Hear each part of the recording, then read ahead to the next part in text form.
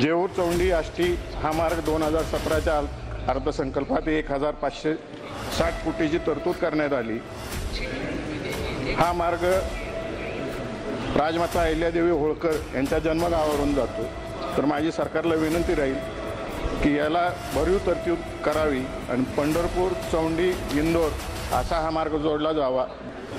लोणंद पंढरपूर हा 140 किलोमीटरचा रेल्वे मार्ग सातत्याने मागणी होते।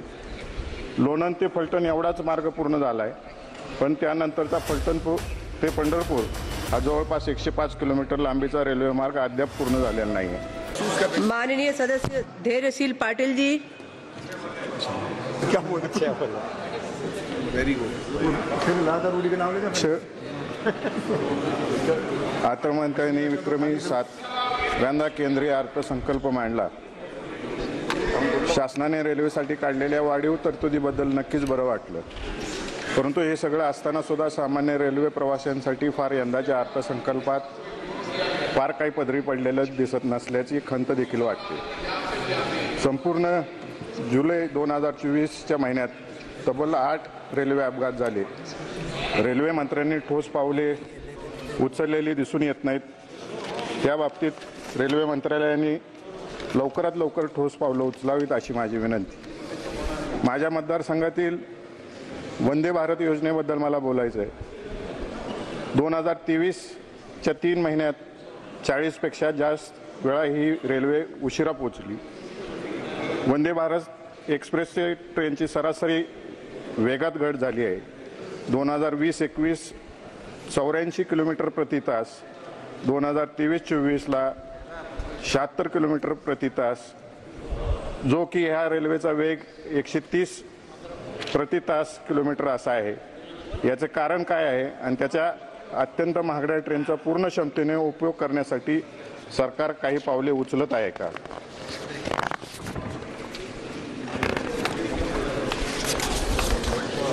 मान्य अध्यक्ष, माझ्या मतदारसंघातील ब्रिटिश काळापासून 110 वर्ष झाले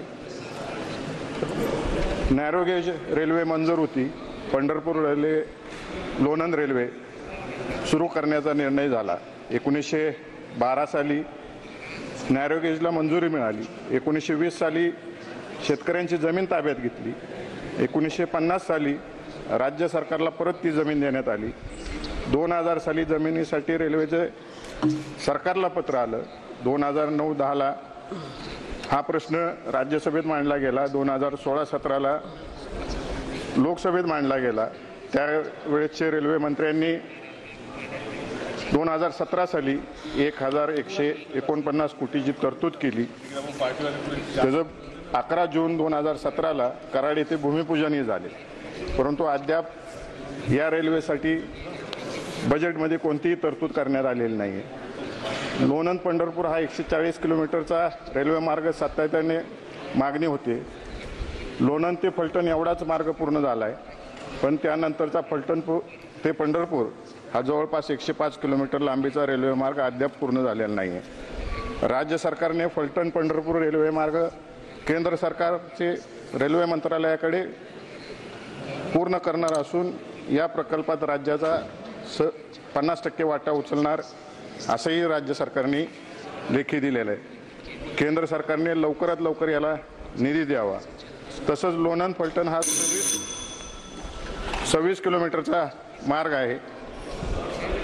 तिथं गेटला कुठलंही मनुष्यबळ नाही आहे, त्यामुळे 26 किलोमीटरचा प्रवास करायला जवळजवळ 80 मिनिटं वेळ लागतो। मॅडम, मला एक सगळ्यात महत्त्वाचा मुद्दा या ठिकाणी मांडायचा आहे। जेऊर चौंडी आष्टी हा मार्ग 2017च्या अर्थसंकल्पात 1560 कोटीची तरतूद करण्यात आली। हा मार्ग राजमाता अहिल्यादेवी होळकर यांच्या जन्मगावावरून जातो। तर माझी सरकारला विनंती राहील की याला भरीव तरतूद करावी आणि पंढरपूर चौंडी इंदोर असा हा मार्ग जोडला जावा, जेणेकरून मध्य प्रदेशमधल्या लोकांना विठ्ठलाच्या दर्शनासाठी येता येईल आणि अहिल्याबाईंचं जे जन्मस्थळ आहे त्याच्या दर्शनासाठी सुद्धा येता येईल। अनेक शिर्डीसारखी देवस्थानं याला जोडली जातील। आणि सर्वात महत्त्वाचा विषय आहे माझा कुर्डुवाडी वर्कशॉपचा। या ठिकाणी हे 1950 साली वर्कशॉप झालेला आहे। तिथं 1000 कामगार होते।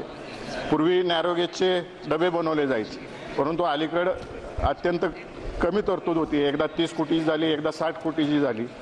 या रेल्वे वर्कशॉपला प्रचंड धन्यवाद जागा माननीय उपलब्ध आहे. सर, धन्यवाद. एकच मिनिट कंप्लीट करिए. कंप्लीट करतो. या रेल्वे वर्कशॉपसाठी कायमस्वरूपी तरतूद व्हावी आणि या ठिकाणी मोठ्या रेल्वेंची डबे बनवण्याची तरतूद केली जावी अशी मी आपल्या मार्फत रेल्वे मंत्र्याला विनंती करतो.